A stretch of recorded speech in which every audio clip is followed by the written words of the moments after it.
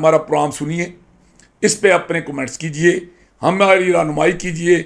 जहां हम गलत है, हमारी हमसे नफरत करने की बजाय, हमारा गिला गुजारा करने की बजाय, मैंने जो पहले कहा कि हम अपनी सोच मुताबिक करें, हमारी इस्लाह करें, हमारी मालूमात में इजाफा करें और हमारे चैनल को सब्सक्राइब करें। नामदू सल्ली अला रसूल करीम फमाबाद आऊज़ु बिल्लाहि मिनश शैतानिर रजीम बिस्मिल्लाहिर रहमानिर रहीम। प्यार करने वाले सामीन, मैं जैसे कि पहले अर्ज़ कर चुका हूँ कि एक नया चैनल पसे पर्दा के नाम से आने रो चुका है, जिस पर मेरे 3 प्रोग्राम भी शुरू हैं। उनमें से एक कदम कदम क़यामत भी जो है वो आपकी नज़र से गुजर चुका होगा, और उसके अलावा हिस्ट्री के हवाले से बियॉन्ड ऑफ द हिस्ट्री का जो मजमून है उस पर द फफरास, हु आर द फफरास, यानी फफरा कौन, ये बड़े कबीले की स्टोरी कहानी तारीख़ के हवाले से, वो भी उसकी पहली किस्त भी आ चुकी है। तो तीसरा जो मेरा प्रोग्राम है वो मंजरनामा है। मंजरनामा होगा मौजूदा ताज़ा करंट अफेयर्स पर, सियासी हों, समाजी हों, मुआशी हों, माशरती हों, उस पर। और ज़ाहिर इसमें ज़्यादातर लोकल मामला डिस्कस ज़्यादा होंगे, क्योंकि हमारा बुनियादी तौर पर चैनल जो है ना वो बेस करता है जेहलम से, तो इस लिहाज से जहाँ इंटरनेशनल बातें होंगी, कौमी बातें होंगी, वहाँ इलाकाई बातें होंगी, वहाँ जेहलम को भी हमने सामने रखना है। तो आज हम एक बड़े बर्निंग इशू पर बात कर रहे हैं, और वो है कि ये जो हल्का बंदियों के हवाले से ज़ेर बहस आ रही बात। इससे पहले कि मैं आगे चलूँ, मैं एक बात की वजाहत कर देना चाहता हूँ अपने बारे में, ताकि कोई दोस्त, कोई साथी जो मुझे जानते हैं, जो नहीं जानते, यानी उनको ये मालूम हो कि जो बंदा बात करने वाला है वो कौन है। पहली बात तो ये है कि हज़रत अली रज़ी अल्लाह तआला के ये कौल है, वो इरशाद फरमाते हैं कि जब कोई बात करे तो बात को देखो, बात करने वाले को बात देखो कि बात करने वाला कौन है।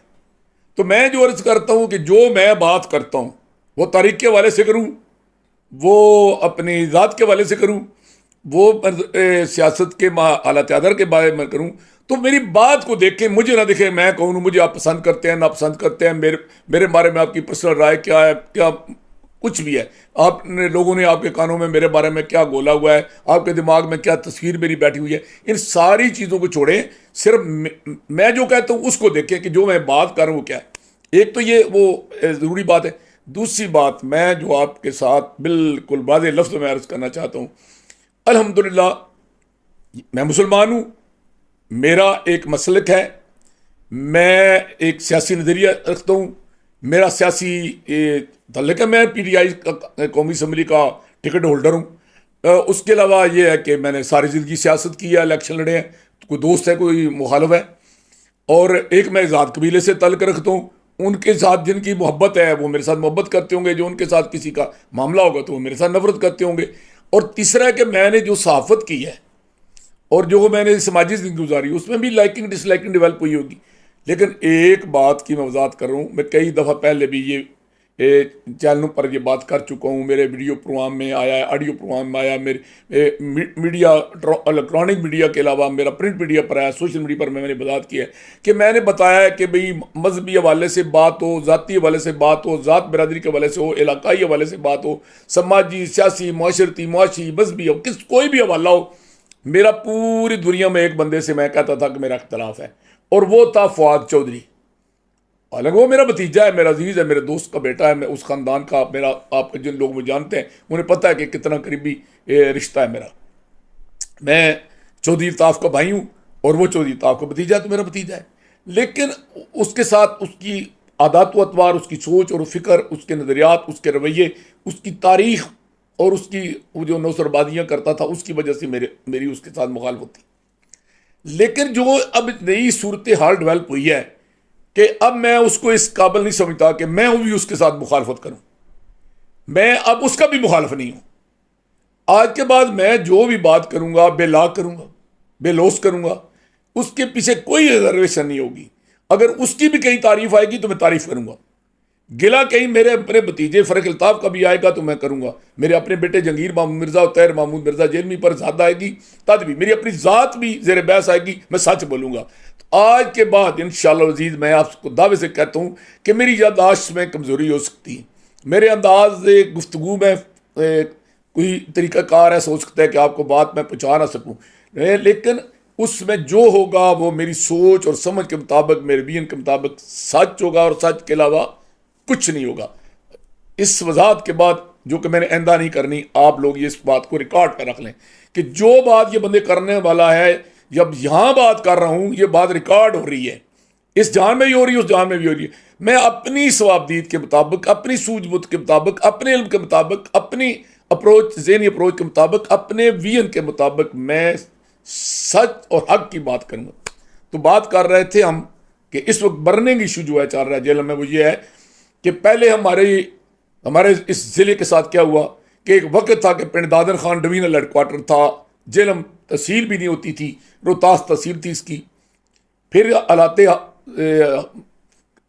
हालात की संगीनी हमारे आड़े आई और पिंड दादर खान जो है वो डिवीजनल हेडक्वार्टर से ज़िला हो गया। फिर हमारी क़यादत की लेकी और हमारे अवाम की लातलकी ने क्या किया कि वो पिंड दादर खान तहसील रह गई और ज़िला हमारा जेलम हो गया। चलो यहाँ तक भी बात ठीक थी। फिर इस जेलम से शाहपुर निकला, इस जेलम से फतेह जंग निकला, इस जेलम से तेलागंग निकला, इस जेलम से चकवाल निकला, इस जेलम से चौहा सैदर शाह निकल गया, इस जेलम से सुहावा कलर कार निकल गया। अब पीछे क्या रह गया? हमने इसकी तादाद पूरी करने के लिए, अल्लाह जन्नत बख्शे राजा खालिद महमूद को, उसके मियाँ बिरादरान के साथ अच्छे तल्लुक थे, तो उसने क्या किया कि सुहावा को तहसील बना दी और हमारी आंसू पूछे कि चलो यार एक तहसील हमारी बढ़ गई है। फिर जब आया ना दौर ज़िला नाज़िम का मुशर्रफ के ज़माने में, तो मेरा भतीजा फ़र्क अल्ताफ़ ज़िला नाज़िम था, तो हम चाचा भतीजा रात को बैठे थे। वो मजाक में कहता था कि चाचा जी आएँ बैठ के साजिश करें। साजिश नहीं, हम प्रोग्राम बनाया करते कि क्या करना है। तो उस वक़्त मैं ये उसको क्रेडिट देता हूँ। उसके बाकी जितने भी प्रोग्राम हैं उनमें किसी में जो है ना वो मैं उसकी सारे उस प्रोग्राम का या मैं अल्लामा इकबाल हूँ कि तस्वर मेरा है, या उसका मैं क़याद-ए-मुल्क के अमल मेरा है। लेकिन ये जो है ना दीना, इसमें एक क्रेडिट मेरा है कि जब परवेज़ इलाही ने भी इसको इनकार कर दिया और वो राणा अफजल था डायरेक्टर लैंड रिकॉर्ड, तो उसने भी कहा कि मुमकिन ही दीना तहसील बननी, तो उस वक़्त मैंने उसको ये मुमकिन करके दिखाया था कि मैंने कहा नहीं ये बन सकती है। और ये ग्राउंड्स हैं। वो जो टेक्निकल रुकावट वो डाल रहा था, तो उसके पीछे राजा अफजल साहब थे और उस राणा अफजल के साथ उनके तल्लक थे। राजपूत चैनल वो चला रहे थे कि भाई राजपूतों का बड़ा नुकसान है। दीना में राजपूत किधर आए? दीना में तो अगर राजपूत है तो फिर यही लद्दड़ वाले हैं जो जेली जाट बने हुए हैं। वहाँ कौन सा राजपूत है? वो कक्कड़ है, वो कैनी है, मिर्जे हैं, वो राजा टाइटल उनका। वहाँ राजपूत किधर से आए? वहाँ गुज्जर हैं, जाट हैं, अवान हैं, मुगल हैं और अराई हैं, कुरैशी हैं, बस पाकिस्तान बलोच हैं, पठान हैं, सारी कौमें हैं। लेकिन वहाँ मतलब है राजपूत तो सारे साल्ट रेंज में आबाद हैं। और मेन तो शुमाली पंजाब में राजपूतों के कबीले ही दो हैं, एक चिब है वो सरमगीर और कश्मीर में, और दूसरे जो हैं वो हैं अपना जजुए, वो साल्ट रेंज में। तो उधर तो राजपूत थे ही नहीं। लेकिन राजा साहब ने हमेशा, चूँकि उनकी बुनियाद और कोई नहीं थी, राजा आज़म ही था, तो उन्होंने इसको थोड़ी सी हवा दी कि भैया जनाब राजों का बड़ा नुकसान होगा, राजपूतों का बड़ा नुकसान होगा। तो वो राणा अफजल जो था उसने इसकी मुखालफत की और उसने रुकावटें डाली। लेकिन अल्हम्दुलिल्लाह परवेज़ इलाही भी उसके झांसे में आ गए जब वज़ीर आला थे। लेकिन और फ़र्क भी एक स्टेज पर आकर बदल हुए कि यार ये नामुमकिन या कैसे हो सकता है। तो इस पर मैं कभी फिर प्रोग्राम करूँगा, तफसील बताऊँगा कि वो फिर मैंने कैसे वो रुकावटें दूर की अल्हम्दुलिल्लाह। और कितने दिन में डेरा ला कर वहाँ बैठा रहा। 84 हमने गाँव बनाए जेल में। तो ये दीने की तस्वीर जो फिर हमने फिर क्या करना था, घर में ही हमने तादादें बढ़ानी थी। तो ये फ़र्क अल्ताफ़ का कारनामा था कि दीना तहसील बन गई। अब क्या हुआ जी, सुहावा भी हमारी तहसील है, दीना भी तहसील है, जेलम भी तहसील है, पिंड दादर खान भी तहसील है। कहने को हम 4 तहसीलों का ज़िला है। लेकिन मजबूरी तौर पोजीशन ये है कि आज हमारी ये हालत है कि दिल के टुकड़े 1000 हुए, कोई यहाँ गिरा कोई वहाँ गिरा। और हालत ये है कि अब हमें ख़तरा लाक हो गया कि क्या ये हमारा ज़िला भी रहेगा। और अगर ये ज़िला रहता है तो क्या कौमी असम्बली के हमारे ये दोनों हल्के रहेंगे? जो NA 60 और NA 61, जब मैंने इलेक्शन लड़ा तो NA 66 और 67 थे, सिकलैन 66 से लड़ा था, मैं 67 से लड़ा था पिंड दादर खान जेलम से। तो क्या ये हल्के रहेंगे? आज की जो मर्दमशुमारी की फरिस्त आई है, जो बर्निंग इशू है, जो इलेक्ट्रॉनिक मीडिया पर आ रहा है, प्रिंट मीडिया में आ रहा है, सोशल मीडिया पर आ रहा है, हर मजलिस में, हर बैठक में, हर डेरे पार्लियामेंट मस्जिदों में यही बहस है कि ये हमारी तो 2 सीटें ख़त्म हो रही हैं, 1 सीट आ रही है। तो जिसका कि मैं भी इस खदशे को हकीकत में बदलते हुए देख रहा हूँ कि ये ऐसे ही नज़र आ रहा है कि अपना हमारा हल्का शायद 2 से 1 हो जाए। अच्छा, अगर कोई महूम सी मुहित यानी थोड़ी बहुत कोई गुंजाइश मुझे नज़र आती है ना कि भाई ये क्या होगा, तो फिर भी 2 हल्के मुझे नज़र नहीं आते। ज़्यादा क्या होगा जी, 1.5 हल्का हो जाएगा। अब 1.5 हल्के में होगा कि उदिया रह जाएगा जिसमें जान होगी कि भाई अपनी अपने इंटरेस्ट के मुताबिक पिंडी वाले भी और चकवाल वाले भी जोर लगाएंगे और इधर से हमारे जेलम वाले भी लगाएंगे कि क्या ये जेलम शहर दीना सुहावा के साथ गुजर खान मिलता है या चकवाल का मिलाल मुगला मिलता है या उधर से पिंडदान खान के साथ चुआ और कलरकार साथ आते हैं। तो इसमें यह भी हो सकता है कि चकवाल और जेलम मिलाकर या पिंडी और जेलम मिलाकर, जो लोग कहते हैं ना कि मंडी बाउद्दीन आ जाएगा, सरायमगीर आ जाएगा, खुशाब आ जाएगा, भैया ना बात हमें इल्म होता कोई नहीं। मुसीबत यह है कि यहाँ जिसको भी थोड़ी सी एक गड्डी मिलती है ना अपना उस मतलब हरदरी दी वही पसारी बन पैंदा है कि हर बंदा यहाँ तसीहकार बना हुआ है, हर बंदा यहाँ सियासी तबसरे कार होता है ना, और कोई इल्म है ना खबर होती है।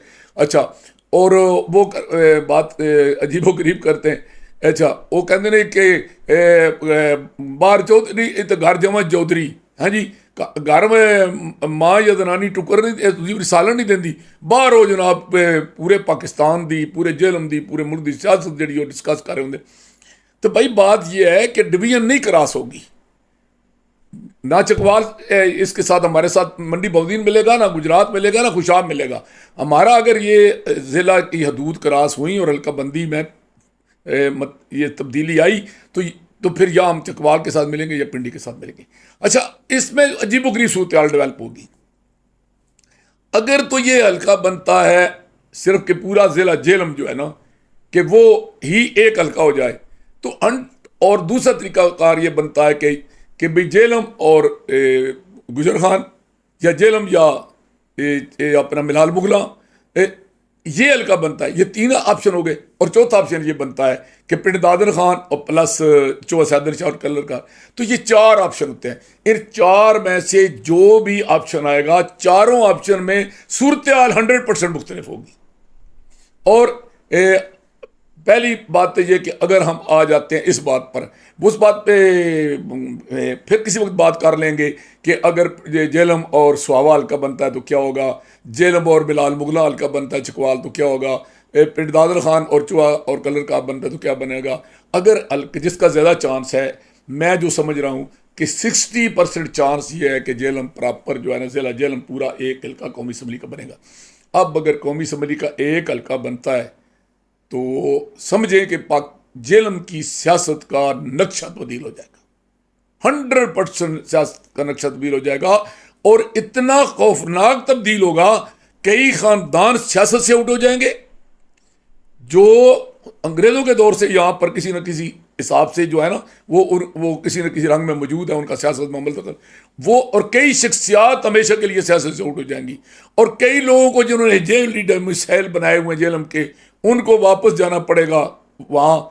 फिर वही बात आ गई फवाद चौधरी की, उसे को वहाँ जाना पड़ेगा जहाँ हमारा भाई नसीम जो है ना वो अपना इस्तराहत फरमा रहा है पाक वतन साहिवाल में, वहाँ उसको अपने बाप की कब्र का सहारा लेने पड़ेगा, तो वहाँ उसको वापस जाना पड़ेगा। या किसी पार्टी को की आंखों में मिट्टी डाल के, मिर्चें डाल के, तो उसको शहर का हल्का लाहौर या इस्लामाबाद लेना पड़ेगा। जेलम में उसका कोई, अगर पूरा ज़िला जेलम बनता है हल्का, तो फवाद नाम के बंदे का कोई फीचर जेल में नहीं है बिल्कुल। अब अगर उसका नहीं बनता तो उसके तो मुकाबले में मुखालफत की बुनियाद पर एक बंदा मैदान में आया था, उसको लाने का क्रेडिट है तभी मेरा है, डिस्क्रेडिट तभी मेरा है कि मतलूब शाह, मरहूम मकफूर और आबद जुताना मेरे घर आए। एक मेरा दोस्त था, एक मेरा भतीजा था, तो उन्होंने मुझे कहा कि आप जो कुछ फवाद के बारे में कहते थे वो सही साबित हुआ है, अब अगला हमें मशवरा दें। तो मैंने कहा मैं क़यादत करता हूँ, तुम दोनों मेरे नीचे MP अगला से लड़ो। तो उन्होंने शाह जी ने इससे इख्तलाफ किया और फैसला ये हुआ कि अब जुताना फवाद के मुकर्रम इलेक्शन लड़ेगा। अब जब आप फवाद ही नहीं रहा, हल्के ही नहीं रहा, वो आबद के साथ वो जो हमारा मुआहदा था वो भी मुआहदा ख़त्म हो गया। क्यों कि शाह जी जन्नत में सदार गए, सियासत जिसके साथ मुकाबला था वो जेलम से चला गया और हल्का जो था वो ख़त्म हो गया। लेकिन इसके बावजूद आबद अगर इलेक्शन लड़ता है, उसको कोई पार्टी टिकट देती है, वो पूरे हल्के से इलेक्शन लड़ता है, तो उसको एक एज हासिल है। वो एज क्या है कि वो अराई बिरादरी का वो अनचैलेंजेबल लीडर है। और इस वक्त दो कौमें जो हैं जेलम में, किसी ज़माने में ये था कि जट मज़हब था और राजा मज़हब था, जेलम में ज़ात नहीं थी, जट और राजा मज़हब था। लेकिन अब वो उनकी जेनियस नस्ल इस नारे को जालत समझती है। वो पढ़ लिख गए लोग, उनका विजन बदल गया है।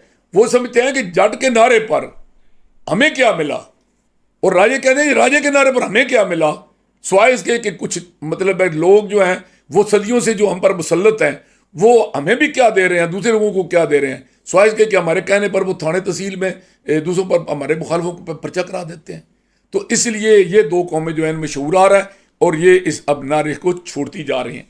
अब पीछे आप रह जाते हैं। इस वक्त हमारे जेलम ज़िले में दो कौमों में ज़ात मज़हब है, यानी ज़ात को मज़हब बना लिया है। एक गुजरों ने कि गुजर अब ज़ात नहीं मज़हब है, और एक अराइयों ने कि ये अराई मज़हब है, ज़ात नहीं है। और अगर आबद आता है कौमी असम्बली में तो उसको वो अराई का फ़ायदा होगा। और दूसरा एक वक्त था कि जितनी कौमें काश्तकारी करती थी, जिम्मेदारी करती थी, हल चलाती थी, उनमें सबसे कमज़ोर और मकजूब कौम अराई थी। बल्कि इन बेचारों का लफ्ज़ अराई भी कोई नहीं कहने देता था, ना कोई इनको बुलाता था। लोग कहते थे इनको मलियार कहते थे। वो आज भी जिस दिन इनकी तस्दीक करनी हो ना, जब हम कहते हैं ना हम जी आबद जुताना को वोट देंगे, तो लोग कहते हैं तुम मलियारा को वोट दोगे। मैंने क्यों जी, उन्हें खोती हथ लाया, क्या किया है? मलियार के मैं नहीं किया है, बागबान, फूल उगाने वाला, इसमें कौन सा गुनाह है? गंदम उगाने वाला तो काश्तकार है, फूल उगाने वाला काश्तकार नहीं है। अच्छा, वो बाजरा उगाने वाला तो जिम्मेदार है, तो क्या मतलब सब्जी उगाने वाला जिम्मेदार नहीं है? अब तो भाई थोड़ा सा तब्दीली आ रही है कि जो इंडिया से माजरा है ना अराई, वो मलियार नहीं है, वो ओरिजिनल वो अराई कबीला है। उनमें सलीमी हैं, दूसरे हैं, तीसरे हैं, लेकिन उनकी अपनी गोते हैं। लेकिन ये कबीला जो हमारा लोकल है ना, अब माली तौर पर और इत्फाक के लिहाज से, सोशल वाले से, इनका स्टेटस और उनका स्टेटस बहुत आगे जा चुका है। हमारे इलाके में तो पोजीशन ये है कि मैंने तो आज तक कोई अराई, वो लोकल हो या वो माजर हो, मुझे कोई अराई गरीब नहीं नजर आ रहा।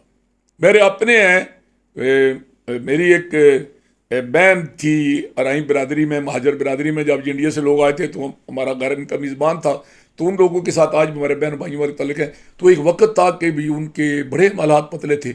अभी मैं उनके पोते मिले तो मैंने उनको थोड़ा सा सब्सिडाइज करने की कोशिश की, तो मुझे कहते हैं बाबा जी आपकी बहन जन्नत में चली गई, आपका जनाब हमारा दादा जन्नत में चला गया, आप कभी आए ही नहीं हमारे घर। अब तो बदल गए, हमारे पास तो अल्लाह का इतना दिया हुआ है कि आप हैरान होंगे कि हमारे तो आपसे सब्जियां ज़्यादा होती हैं, आपसे फल ज़्यादा होते हैं और आपसे गंदम ज़्यादा होती है।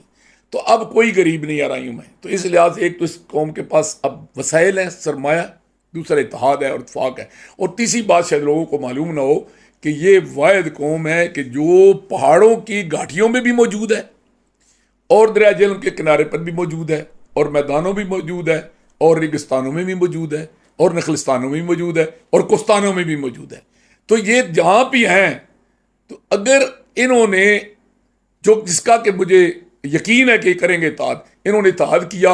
और अगर गांव में अपने कह देते कि गांव में 50 वोट है अराइयों का, वो कहते हैं जी हम गांव का बिडी बिरी का इलेक्शन या जिले का इलेक्शन आपको वोट तब देंगे अगर आपने हमारे अराई उम्मीदवार को वोट दिया। तो अब इंतहाई खतरनाक उम्मीदवार साबित होगा, लेकिन बतौर आज़ाद उम्मीदवार नहीं। वो NA 61 या 67 में बतौर आज़ाद उम्मीदवार भी बड़ा खतरनाक उम्मीदवार है, लेकिन अगर पूरा जिला हल्का होता है तो वो बतौर आज़ाद उम्मीदवार तकड़ा होगा लेकिन खतरनाक नहीं होगा। अगर वो किसी पार्टी का टिकट लेकर आ गया, मैं कहता हूँ पहले दूसरे दर्जे वाली पार्टी का नहीं, तीसरे दर्जे की पार्टी का भी टिकट लेकर आ गया, तो इंतहाई खतरनाक उम्मीदवार साबित होगा। एक तो वो है। दूसरा हमारे इलाके में मेरी जगह पर फुआद ने टिकट लिया था। हमारा भाई अभी तक तो हमारा प्रोग्राम कोई नहीं है कि हम कमिटेड हैं। एक तरफ तो ये कि भाई आबद के साथ हमने वायदा किया था कि भाई मेरे बेटे ने एमएनए का इलेक्शन लड़ा है, मैंने एमएनए का इलेक्शन लड़ा है, उसने पीपल पार्टी की तरफ से लड़ा है, मैंने पीटीआई की तरफ से लिया, इसकी 7,000 वोट लिया है। मैं 3 दफ़ा मेंबर ज़िला कौंसिल हूँ, पंजाब में सबसे ज़्यादा वोट लेकर मेंबर बना हूँ। चेयरमैन ज़िला कौंसिल का इलेक्शन 1 वोट से हरवाया गया था और कैद इख्तलाफ रहा हूँ ज़िला कौंसिल का। कौन सा शोबा है जिसमें मैंने इलेक्टेड या नामजद सीटों पर काम नहीं किया? वफाकी गवर्नमेंट हो, सूबाई हुकूमत हो, ज़िला गवर्नमेंट हो, तहसील का इलाका हो, तो अल्हम्दुलिल्लाह तजर्बा भी है और हिस्ट्री तारीख खिदमत की भी है और वोट बैंक भी है, बिरादरी भी है। हमारा कबीला, मैं फपरा कबीले से तल्लक रखता हूँ और अगर सारे मुगलों को मिला लिया जाए तो मुगल इस ज़िले में जो है ना कम अज़ कम अगर ज़िला पूरा हो तो इसमें तो कम अज़ कम 1.5 लाख कम अज़ कम वोट है मुगलों का। तो इस लिहाज से, लेकिन इस कौम में शऊर नहीं है, इत्फाक नहीं है, इत्तेहाद नहीं है। इस कौम की जो डिसएडवांटेज है मुगल होने का मेजे वो ये है कि मुगलों में इत्फाक इत्तेहाद नहीं है। वही जो उनकी तारीख थी कि आपस में लड़ाई होती थी, वही आज भी है, नफरत है, एक दूसरी टांगे खींचते हैं। तो क्या हम इलेक्शन लड़ सकते हैं? लेकिन एक तो हमारी कमिटमेंट है आबद के साथ, और अगरचे सिनारियो चेंज हो गया है फवाद के आउट होने से, लेकिन बहरहाल अभी तक हम अपनी उस कमिटमेंट पर स्टैंड करते हैं। दूसरा जो हमें जो नजर हालात नजर आ रहे हैं कि अगर कौमी असम्बली का हल्का एक होता है तो मैं तो पीटीआई के टिकट का उम्मीदवार हूं, तो और उधर चौधरी सकलैन है। अगर मेरा और चौधरी सकलैन का टिकट की टाई पड़ी तो मुझे खदशा है कि टिकट शायद मुझे ना मिले, चौधरी सकलैन को मिल जाए। और उसके अलावा हमारे इलाके में 2 नए उम्मीदवार भी हैं पीटीआई के टिकट के। मेजर फैज़ है, उसने जिस जुर्रत के साथ मौजूदा सूरत हाल में पीटीआई का साथ दिया है। ब्रिगेडियर मुश्ताक जैसा बड़ा कद काठ वाला बंदा है, बड़ी सोच और फिक्र वाला बंदा है, अगर वो आ जाता है तो इस तरह मतलब है पीटीआई का अगर कैंडिडेट कोई और आ जाता है, हमें टिकट ही नहीं मिलता तो फिर हम भी मार्केट से आउट हो गए। और तीसरी एक हम है ना थोड़ी सी अब अजीब से रवायत परस्त लोग हैं। चौधरी था मेरा भाई था, फ़र्क मेरा भतीजा है, अमार फ़र्क उसका बेटा मेरा पोता है। वो रिश्ता तो है ना मेरा, लेकिन वो एक तरफा मोहब्बत है हमारी उनके साथ। उनका मैं फ़र्क शायद मैं चाचा कोई नहीं हूँ, फ़र्क का मैं दादा कोई, उसका मार का मैं दादा कोई नहीं हूँ, लेकिन वो मेरे भतीजे भी हैं, पोते भी हैं। अगर फ़र्क इल्ताफ़ आता है मैदान में, एक थोड़ी सी मुझे रिजर्वेशन होगी कि मैं या मेरे बेटे जो हैं वो इल्ताफ़ के औलाद के मुकाबले में इलेक्शन लड़ रहे हों, ये कुछ थोड़ी सी हमारी रिजर्वेशन है, इसलिए हमारी ये पोजीशन है। आगे रह जाता है जनाब के दारापुर का नवाब खाना, जलालपुर शरीफ वाले, वो रात गई बात गई, वो दिन गए कि जो खलील खां फाक तोड़ाया करते थे। अब लोग उनको शेरनियाँ भी कोई नहीं देते, वोट किसने देने हैं उनको? उनकी वो मजहबी ज़ारादारी भी ख़त्म हो गई है, सियासी ज़ारादारी भी ख़त्म हो गई है। हमने भी बड़ी कुनूत नादला उनके लिए और फवाद के लिए पड़ी है कि हमारे सिर भी तो यही चढ़े से ना। इमरान खान को इन्होंने कहा कोई ये भाभी है जी, इसको तो वोट जो इन्होंने पीर परस्त नहीं देंगे। हम पीर परस्तों के पोलों से जीते, शियों के वोटों से पोलों से जीते, दोवनियों को पोलों से जीते, अरे जिसों को पोलों से जीते हो। मैं तो सारी ज़िंदगी किसी फ़िरका परस्ती में पढ़े ही नहीं। मैं तो सबको मुसलमान समझता हूँ, सबके जनाजे पढ़ता हूँ, सबको के जनाजे पढ़ाता हूँ, सबके मस्जिदों में जाता हूँ, सब मेरी बात आते हैं। लेकिन इसका प्रोपेगेंडा करके अमर क्यानी जैसे 2 नंबर आदमी के ज़रिए ये चक्कर चलाया और मुझे उन्होंने मेरा टिकट लिया, उसने अपना नुमी शाह ने, और आगे से वो खुद भी वो टिकट गवा बैठा।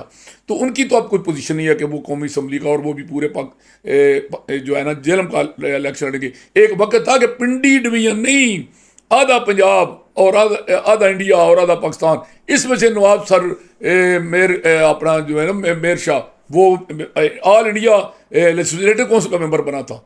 जिस वक्त इन्होंने फतवे दिए थे कि अंग्रेज़ की हमायत सवाब है, अंग्रेज़ की मुखालफत जो है कुफर है, तो उस वक्त उनके पास ताकत थी अंग्रेज़ की भी और पीरी फ़कीरी का भी। तो उस वक्त इनका पढ़ नवाब जो था वो मेंबर बना था, लेकिन अब कोई उनका चांस नहीं है।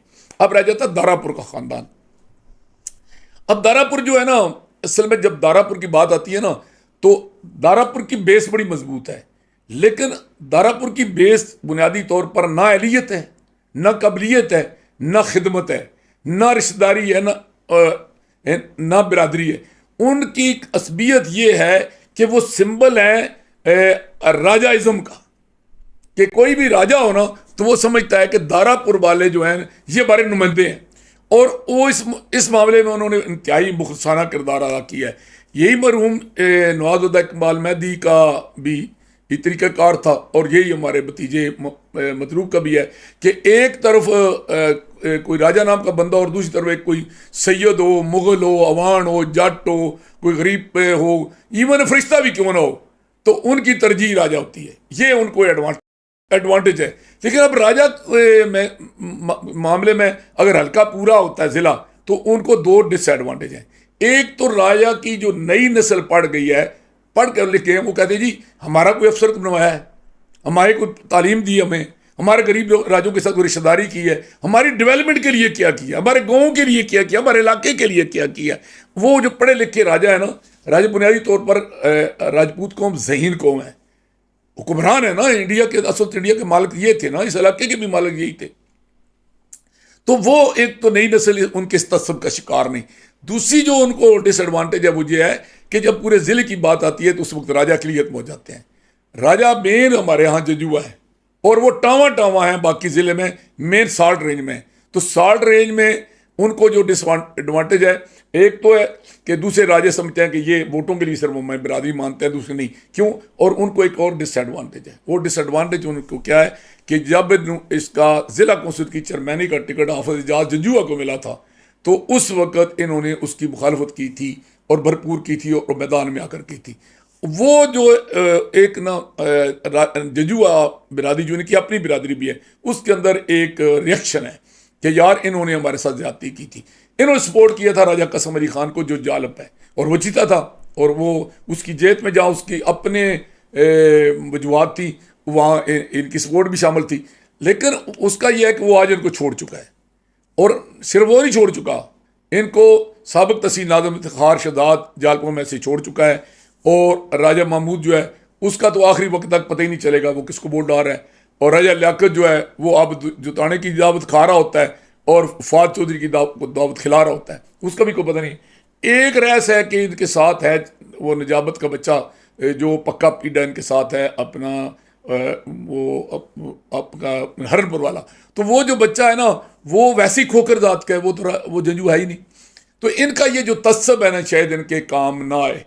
अब रह जाता है वो लोगों को हौसला देने के लिए या अपने आप को हौसला देने के लिए, या मैं तो कहूँगा कि लोगों को भी और अपने आप को बेवकूफ़ बनाने के लिए वो कहते हैं नहीं जी नहीं हमें तो बड़ा ज़िला सूट करता है। वो कहाँ ज़िला सूट करता है भाई? वो जी यावर कमाल हमारा बहनोई है, वो गंजी नहाएगी कि निचोड़ेगी की है। मैं रोमू जिगर को पीटूं दिल को मैं। भाई यावर कमाल अगर आप इलेक्शन लड़ेगा तो आपको क्या देगा? अगर ऊपर आप होते हैं नीचे यावर कमाल एमपी होता है तो पागल है लोग के वो सारे वोट ऊपर वाले नीचे वाला राजों को दे देंगे। दूसरी बात यह है कि वो राजा है कब? वो तो मिर्जा क्या नहीं है, तो उसको क्या नहीं वोट देंगे? क्या नहीं करके आपको क्या नहीं, क्योंकि आप मजबूरी पड़ी है कि आपको देंगे जी वोट। वो अपने करीबी उम्मीदवार को क्या किसी को नहीं दे देंगे, उनका अगर अपना कोई खड़ा हो गया। तो इसलिए मुझे उनका कौमी सियासत में यानी कौमी असम्बली की हैसियत में उनका मुझे कोई किरदार नज़र नहीं आता। अब आगे आ जाता है गरमाला ख़ानदान। अच्छा, ये गरमाला ख़ानदान भी अजीब शाह है। एक तरफ तो इनके पास सरमाए की कोई कमी नहीं, अफरादी कुव्वत की कोई कमी नहीं, लीडर घर में हर इनका बंदा लीडर है। अगर राशिद गरमाला भी लीडर है, चौधरी खादिम भी लीडर है, चौधरी लाल भी लीडर है, चौधरी नदीम खादिम भी लीडर है। जिस घर में 4 बंदे होल टाइमर लीडर हों उनको ये एडवांटेज है, फिर माली तौर पर वो मजबूत हैं। और एक इनकी जो बड़ी खूबी है कि ये बड़े अवामी हैं, बहुत अवामी। किस एक गांव के मजदूर से लेकर बड़े से बड़े और मुखालफ भी कोई भी उसकी खुशी में कोई बुलाए ये पहुंचे होते हैं, गमी पे तो ये सुन के भी चले जाते हैं, बहुत अवामी है। अच्छा, मज़े की बात यह है कि अगर नून लीग के टिकट पर ये इलेक्शन लड़े जेलम दीना स्वाबा में तभी तकड़े उम्मीदवार हैं, और अगर नून लीग के टिकट पर ये इलेक्शन लड़े जेलम पिरदादन खान तभी तकड़े उम्मीदवार हैं। लेकिन जब दोनों हल्के एक हो जाएं तो ये कमज़ोर हो जाते हैं। अब ये बात आम लोगों को समझ में नहीं आएगी कि जी मेरा साहब कहते हैं कि ये NA-60 में भी मजबूत है और 61 में भी मजबूत है, लेकिन जब दोनों जमा होते हैं तो ये कैसे कमज़ोर हो जाते हैं? हाँ, कमज़ोर हो जाते हैं। वो लंबा मजमून है, कभी इस पर रोशनी डालूंगा। मैं अपनी बात पर कायम हूँ कि भाई ये कौमी सतह यानी पूरा ज़िला हल्का हो तो ये कमज़ोर उम्मीदवार हैं, अलग अलग हल्के हों तो दोनों हल्कों में मैटर करते हैं। ये इनका अपना हल्का है 60 जो है, ये इसमें गुजर इनको गुजर चुके मज़हब है तो वो इनको एडवांटेज है। दूसरे ने लोगों की खिदमत की है, लोगों के साथ रबते हैं। हमारा जो इलाका है पिंड दादर खान का, पिंड दादर खान में अजीब बात यह है कि वहां जात बिरादरी का तसब और तरह का है। वहां अदर दैन राजा, जो लोग अपने आप को चौधरी, मल्लक, मिर्जा, मियाँ, खान जो कहते हैं ना, और जमींदार हैं, वो सारे जो है ना वो कहते हैं जी हम एक बिरादरी हैं, जटाली जिसको कहते हैं। लिहाजा वहाँ गुज्जर भी जो है ना वो जटाली में शामिल हैं, जो भी है ना वो इस हमारा हिस्सा है। और वो बल्कि लुत्फ की बात यह है कि तहसील पिंड दादर खान में गुज्जर, जाट, अवान, मुगल, पठान, बलोच सब आपस में रिश्तेदारियाँ करते हैं। तो इनको वो समझते हैं हमारी बिरादरी का आदमी है। यानी वहाँ मेरे जी एक अच्छा खासा पढ़िया लिखा जट मुंडा मुझे कह रहा था, कोई बात नहीं, अगर नदीम खानों को टिकट मिलता है हमारे हल्के से तो साढ़ा जट बिरा उन्हें वोट दे देंगे। तो मैं हंस पड़ा, मैंने कहा हाँ पिंड दादर खान के वाले से वो भी जट है। तो इनको उधर ये एडवांटेज है, लेकिन जब नेशनल का मामला आएगा तो वहाँ ये कमज़ोर उम्मीदवार है। अच्छा, तो अब फिर रह कौन जाता है? फिर वही गलियां हों सुजियां दे विच मिर्दा यार फिरे हैं जी। हाँ, उस आख्या बई हुजरे शाह मुकीम दे जट्टी अर्ज करे 5-7 बरन गवांडा रहंदियां नूं ताप चढ़े, कुत्ती मरे फकीर दी जिहड़ी टोंटों नित करे, ते सुनियां हों गलियां विच मिर्दा यार फिरे। तो फिर मिर्दा यार रह जाता है फर्क इल्ताफ। अब किसी को ये बात पसंद हो या ना पसंद हो, फर्क इल्ताफ जो भी है उस ये अखबारों में इश्तिहार लगा होता है ना। मैं चूँकि ये अपना बिजनेस भी करता हूँ ना, तो ये किसी चीज़ का टेंडर लगता है ना, जंगल का लगे, गाड़ियों का लगे, स्क्रैप का लगे, तो वो कहते हैं जो है जहाँ है जिस तरह का है माल, इस पे अपनी जो है ना कोटेशन दें अपनी, इस पे पेशकश लगाएं। तो वो जो भी है, जहाँ भी है, जैसा भी है, ये इस पे तो मैं कोई गुफ्तगू नहीं करूँगा कि फ़र्क क्या है, उसका लोगों के साथ क्या रवैया है, वो उसका अखलाकी मयार क्या है, उसके किस तरह का उसने नाज़मी की है, किस तरह उन्हें एमएनएशिप की है। लेकिन उसको इल्ताफ़ का बेटा होना, और जो लोगों को नहीं मालूम कि वो उससे भी ज़्यादा, जो उसको आप खुद भी नहीं पता इस ताकत का, वो चौधरी फरोजुद्दीन का नवासा है। जब वो चौधरी फरोजुद्दीन के नवासे की सीट से मैदान में आएगा, तो हम जैसे जो रवायत परस्त लोग हैं ना, हमारे पुराने बुजुर्ग, तो वो जो सारा ज़िंदगी उन्होंने चौधरी फरोजुद्दीन के साथ गुजारी, उसके बाद फिर वो इसके बाप के साथ रहे, वो उनके लिए जज्बाती मसला होगा।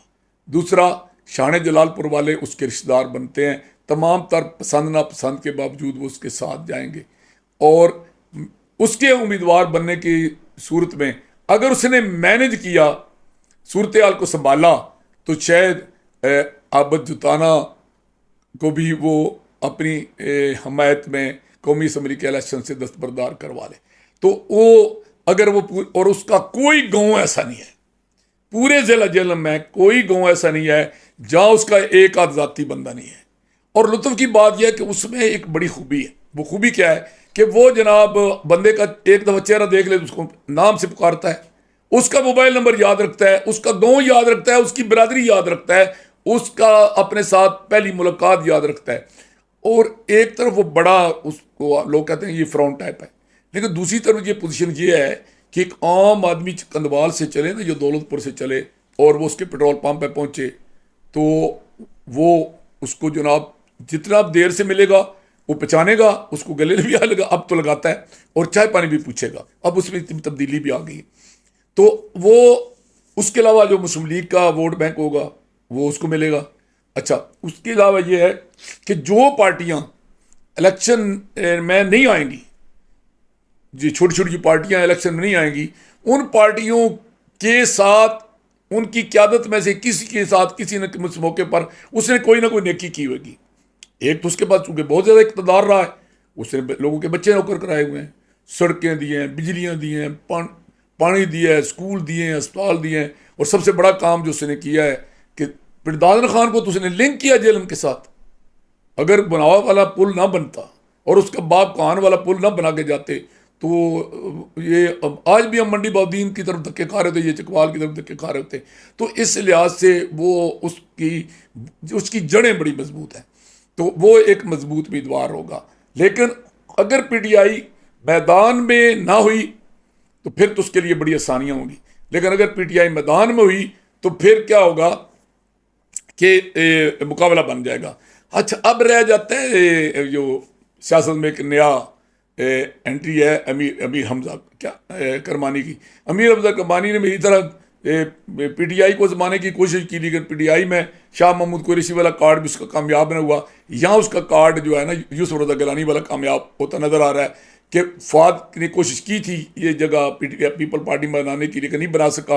वो अमीर हमजा करमानी आ रहा है, और अमीर हमजा करमानी एक नया तारफ है। ये इलेक्शन उसका नहीं है, लेकिन अगर वो इसी तरह मेहनत करता रहा और इसी तरह वो आवाम में अपने आप को ले जाता रहा, तो चूंकि पीपल पार्टी भी दिन ब दिन मजबूत होती जा रही है, वो पुरानी वाली नफरत उसकी कम हो रही है, तो अमीर हमजा करमानी किसी न किसी दिन सियासत में एक अपना किरदार अदा कर जाएगा। उसको जो डिसएडवांटेज है वो ये है कि उसके पास वसाइल हैं, और मेन उसके पास उम्मीदवार जो है ना वो पी 26 में नहीं है, पंजीब वो है उसके 27 में चौधरी नज़र का जो वोट बैंक है ना वो बड़ा मजबूत है, लेकिन वो नज़र की हद तक है। नज़र को वोट देंगे, ऊपर वाले वोट पे वो मर्जी करेंगे, और शायद चौधरी साहब भी इतनी मेहनत ना करें, उन पर जोर ना दें कि भाई हमारा ऊपर वाला वोट दें। इसीलिए अमीर हमजा करमानी ज़िले में शायद कोई रोल अदा ना कर सके, इसलिए मुझे पीपल पार्टी की नज़र नहीं आती। अब रह जाती है मजहबी जमातें, वो तो ज़हर इलेक्शन लड़ेंगी। पैड का अपना वोट बैंक है, लेकिन इतना नहीं है कि वो किसी के लिए खतरा बन सके। पैड से मुराद मौलाना तहरुल कादरी का ग्रुप। अच्छा, जमात इस्लामी का पूरे ज़िले में वोट बैंक है, लेकिन बहुत थोड़ा है। ऑर्गेनाइज लोग हैं, कमिटेड लोग हैं, लेकिन कमिटेड भी कहाँ, जहाँ गए मतलब है वो जिधर गए साईं उधर गई, जिधर गए साईं उधर गई गाई, वो वाली बात है। कहाँ मतलब है अपना वो मियाँ तफ़ैल मोहम्मद और सैयद अबूल मौदूदी रहमतुल्लाह अलैह, कहाँ चौधरी अब्दुल मालिक रहमतुल्लाह अलैह, कहाँ मतलब है वो जनाब वो लोग चले गए भाई, और वो लोग वो सूफी करमलाई जैसे अल्लाह वाले लोग। अब जिस तरह की क़यादत है, अब अंदाज़ा लगा है ना कि 1993 में कि वो हसन निसार के कहने पर मैंने पीपल पार्टी का टिकट को फॉरगो किया, तो कि जी दोनों में बुराइयाँ हैं, मुस्लिम लीग वाले भी बुराई हैं, पीपल पार्टी वाली भी हैं। तो एक नया बंदा आ रहा है, कादी आ रहा है, जालमो कादी आ रहा है। हम उस जालमों को मुकाने लिया, मौलवी रशीद की दोस्ती थी, तो कादी के टिकट को हमने लिया, और जब हम गए तो बड़ी दो थंब थे पिंडदान खान में जमात इस्लामी के। एक है अभी फौत हुए हैं डॉक्टर मीरुद्दीन, मेरे भी दोस्त थे जाती, ये पिंडदान खान में बड़े जमात इस्लामी के थे। ये पूरे इलेक्शन के दौरान में मिले ही नहीं है। दुकान पे गए तो पता चला घर चले गए, घर गए तो पता लगा दुकान पे चले गए, और जब भी उनको पता चलता था कि मैं मांगे हुई जगह पे जाते थे। एक वहाँ उनके गालबन आजकल तहसील के अमीर हैं या कुछ ज़िले में उनके चौधरी इफ्तिखार साहब हैं सऊबाल के, वो मेरे अजीज़ भी हैं इनडायरेक्ट, बहुत अच्छे आदमी हैं, बहुत अच्छे बिजनेसमैन हैं।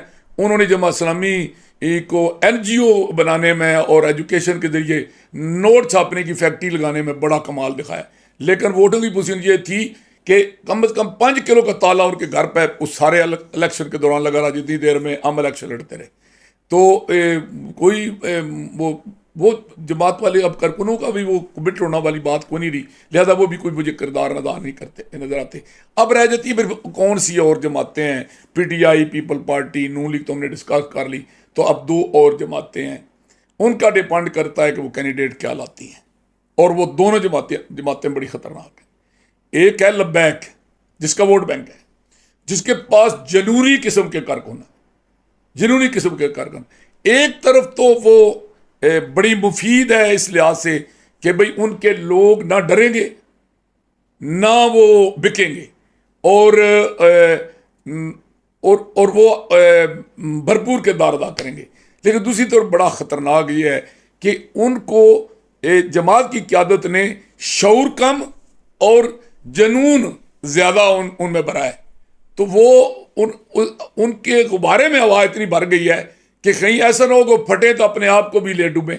वो एक ख़तरा है। अदरवाइज उनका वोट बैंक भी है, उनके पास कारकुन भी हैं, और उनके पास सरमाए की भी कोई कमी नहीं है, क्योंकि पीर शीर भी जो इलेक्शन कैंडिडेट लड़ेगा उनका उम्मीदवार होगा, ज़हर को पीर शीर होगा, पीरों को पैसे की कौन सी कमी होती है। तो उनका उम्मीदवार भी मैदान में होगा, और वो कमज़ोर उम्मीदवार नहीं होगा, अपसेट नहीं कर सकेगा, लेकिन उसका एक अपना रोल होगा, एक अपना मकाम होगा, एक हैसियत होगी, वो ठीक ठाक पोजीशन अख्तियार करेगा। एक और नई जमात आई है मैदान में, वो है मरकज़ी मुस्लिम लीग। मरकज़ी मुस्लिम लीग को लोग शायद अभी तक असेस नहीं कर सके। उन्होंने दीना में ना कैंप लगाया, लोगों की खिदमत की, तो हमारा एक अजीज है बरखुरदार अबैदुर्रहमान, बड़ा पक्का जनाब दारापुर वालों का है, और वो दारापुर वाले सुबह कांग्रेस में चले जाएं तो दूसरे दिन मुस्लिम लीग नहीं होगा, कांग्रेस में होगा। तो उसने वो नाम पढ़ा ना कि मरकजी मुस्लिम लीग ने वहाँ जनाब लोगों को जनाब वो थैले बांटे हैं, उनको पानी दिया है, उनको नलके दिए, तो उसने वो खबर बड़ी शेयर की सोशल मीडिया में। तो मैंने भी उसको कोई नहीं तरदीद की, मैंने कहा चलो ये कर रहा है तो करने दो। वो उसको बेचारे को ये नहीं पता था कि मरकजी मुस्लिम लीग और चीज़ है और पाकिस्तान मुस्लिम लीग नून और चीज़ है। तो वो मरकजी मुस्लिम लीग के जो लोग हैं एक तो पढ़े लिखे हैं, मज़हब पर उनकी बड़ी गिरफ्त है क्योंकि वो बाअमल मुसलमान है, उसके अलावा उनके पास इल्म है मज़हब का भी और दुनिया का भी और सियासी शऊर भी है। तीसरा है कि मेहनती कमाल थे, जनूनी नहीं है, बाशऊर मुतहर्रिक और फाल कारकुन है। तो अगर उनको मजहबी कुतों ने साथ दिया और इताद करने में कामयाब हो जाए, वो जमीयत शहतुत सुन्ना की को साथ ले लें, वो जमीयत उलमा इस्लाम को साथ ले लें, वो मरकज़ी जमीयत अल हदीस को साथ ले लें, वो पैड वालों को साथ ले लें, वो लबैक वालों को किसी तरीके से अपने साथ मिला लें कि सीटें बांट लें कि 3 सीटें MPA की उनमें से किसी जमात को दे दें, खुद मरकज़ सीट ले। अगर उनका उम्मीदवार कौमी असम्बली का उम्मीदवार हुआ जिसका पहले से तारम मौजूद है, तो वो बड़ा ख़तरनाक उम्मीदवार होगा क्योंकि वो लोग जान लड़ा देंगे और उनका मौका बड़ा तगड़ा है कि यार ये सारे लोग आजमाए हुए हैं, इन्होंने क्या किया है। हाँ, हम नए लोग हैं, हम जहाँ रहते हैं, अब जो जहाँ रहते हैं उनको लोग अच्छा समझते हैं कि वो पक्के नमाजी हैं जी, झूठ नहीं बोलते, फ्रॉड नहीं करते, धोखा नहीं देते, नेक लोग हैं। तो अगर लोगों का रुझान वो अपनी तरफ मोड़ने में कामयाब हो गए तो बेहतरीन वो उनकी भी एंट्री होगी। और ये फ्यूचर है हमारी ज़िला जेलम की 1 सीट होने की सूरत में।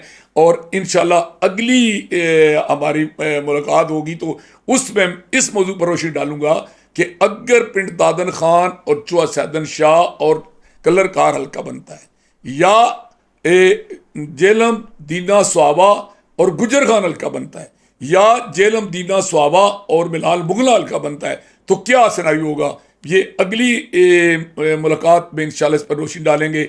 आज इतना ही। ये हमारा प्रोग्राम सुनिए, इस पे अपने कमेंट्स कीजिए, हमारी रहनुमाई कीजिए, जहाँ हम गलत है हमारी हमसे नफरत करने की बजाय, हमारा गिला गुजारा करने की बजाय, मैंने जो पहले कहा कि हम अपनी सोच मुताबिक करें, हमारी इस्लाह करें, हमारी मालूमात में इजाफा करें और हमारे चैनल को सब्सक्राइब करें ताकि हमारा और आपका रब्ता मुस्तकिल रहे। और इंशाअल्लाह अल अज़ीज़ अगली मुलाकात तक अल्लाह हाफ़िज़। आज इतना ही। आखिर दान अल्हम्दुलिल्लाह रब्बिल आलमीन।